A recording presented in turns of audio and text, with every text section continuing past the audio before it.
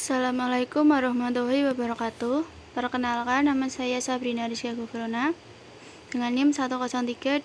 Di sini saya akan menjelaskan dinamika politik Undang-Undang Nomor 11 Tahun 2020 tentang Cipta Kerja.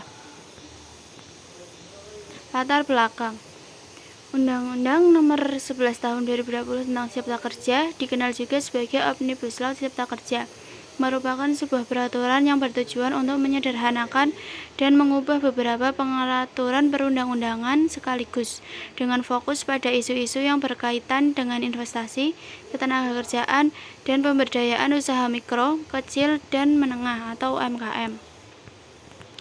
Tujuan utamanya yaitu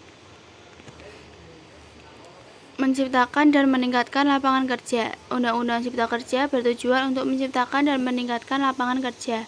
Hal ini dilakukan dengan memberikan kemudahan, pelindungan, dan pemberdayaan terhadap koperasi, usaha mikro, kecil, dan menengah, serta industri dan perdagangan nasional. Tujuannya adalah undang-undang ini dapat menyerap tenaga kerja Indonesia yang seluas-luasnya, memperhatikan keseimbangan dan kemajuan antar daerah. Selain menyerap tenaga kerja, Undang-Undang Cipta Kerja juga memperhatikan keseimbangan dan kemajuan antar daerah dalam kesatuan ekonomi nasional. Dengan demikian, tujuan ini mengakomodasi keberagaman dan kebutuhan ekonomi di berbagai wilayah di Indonesia, mendorong investasi dan pertumbuhan ekonomi. Undang-Undang Cipta Kerja bertujuan untuk membuka peluang investasi yang lebih luas dan mendorong pertumbuhan ekonomi di tanah air. Dengan menggabungkan beberapa regulasi, pemerintah berharap dapat menarik investor untuk berinvestasi di Indonesia. Meningkatkan daya saing global.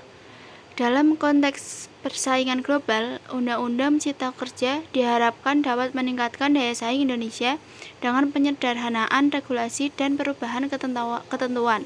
Diharapkan sektor ekonomi dapat lebih efisien dan kompetitif. Perlindungan tenaga kerja. Meskipun banyak kontroversi terkait undang-undang ini, salah satu tujuannya adalah memberikan perlindungan kepada tenaga kerja.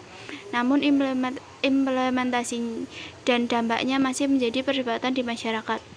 Dengan demikian, Undang-Undang Cipta Kerja memiliki dampak yang signifikan pada dinamika politik dan ekonomi di Indonesia. Dan perdebatan mengenai keberadaannya masih berlanjut. Kontroversi Undang-Undang Cipta Kerja Nomor 11 Tahun 2020. Pada proses pembentukan, Undang-Undang Cipta Kerja menghadapi kritik karena proses pembentukannya yang dinilai tidak sesuai dengan standar dan sistematika yang pasti.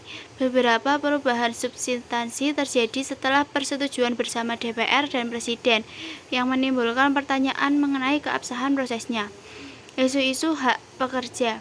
Undang-undang ini banyak dikritik karena dianggap merugikan hak-hak pekerja.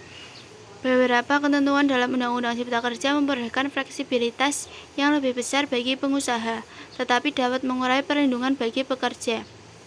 Potensi deforestasi. Undang-Undang Cipta Kerja juga berpotensi meningkatkan deforestasi di Indonesia. Beberapa ketentuan yang memudahkan perizinan dan investasi asing dapat berdampak pada lingkungan dan sumber daya alam.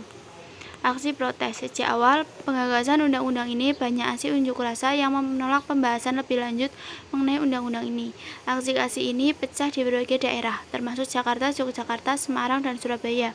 Kontroversi ini juga mencuat di media sosial dan menjadi trending topik 1.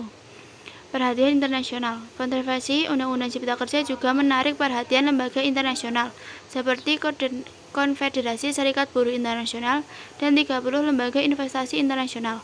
Akademisi di berbagai universitas di Indonesia juga menolak undang-undang ini karena dianggap cacat baik secara formil maupun material.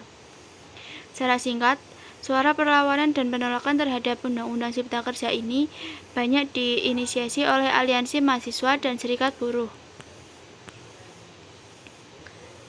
Dampaknya, perubahan dalam Undang-Undang Ketenagakerjaan.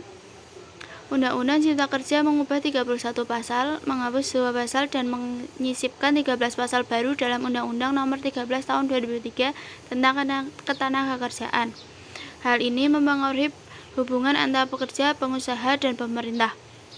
Kendati sebagian pasalnya terdampak, Undang-Undang Ketenagakerjaan tetap berlaku. Meskipun beberapa pasal Undang-Undang Ketenagakerjaan terdampak oleh UU Cipta Kerja, Undang-Undang Ketenagakerjaan tetap berlaku sebagai hukum positif, namun sebagai kaidahnya mengalami perubahan. Perubahan besaran pesangon. UU Cipta Kerja memperkenalkan perubahan dalam besaran pesangon. Hal ini mempengaruhi hak-hak pekerja terkait kompensasi saat pemutusan hubungan kerja.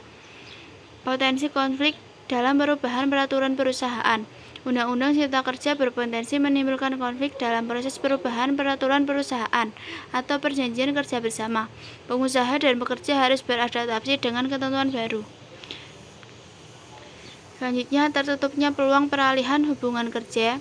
Undang-Undang Cipta Kerja dapat mengurangi peluang peralihan hubungan kerja dari penerima pekerjaan, vendor, menjadi pekerja pada perusahaan pemberi pekerjaan.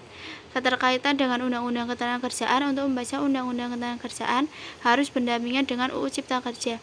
Beberapa peraturan pelaksana UU Ketenagakerjaan juga akan mengalami perubahan.